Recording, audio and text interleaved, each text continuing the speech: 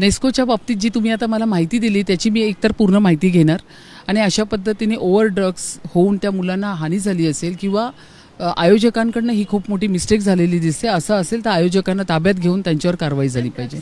बघा, हे मुंबईचे महापौर ते सांगतात की तुम्ही जी माहिती दिली त्याची मी माहिती घेणार आणि ओव्हर ड्रग्समुळे जे झालंय त्यावर कारवाई होणार.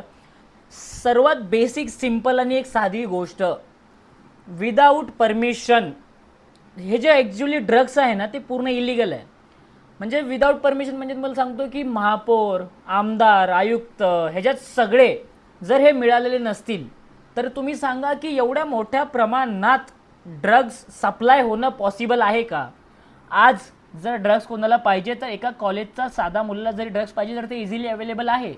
मग ते महापौरांना, आयुक्तांना, पोलिसांना, आमदारांना ह्यांना ह्याची माहिती कशी नाही? त्याचं कारण या ड्रग्स रॅकेटमध्ये एवढ्या मोठ्या प्रमाणात हप्ता जातो, इलिगल प्रमाणे जे पैसे भेटतात त्याच्यामुळे यावर योग्य ती कारवाई होत नाही. कारण की ड्रग्स एक अशी गोष्ट आहे ज्यात अफाट पैसा आहे आणि तरुणांना ते बर्बाद करणार आहे. म्हणजे तरुणांचं जे भविष्य आहे ते बर्बाद होत आहे. तर मला वाटतं आता ह्या महापौर मॅडम बघूया कोणाकडून काय माहिती घेतील, कारण की प्रत्येक नागरिकाला, प्रत्येक पोराला सगळी माहिती आहे. तर बघूया ह्याच्यावर काय कारवाई होईल ते.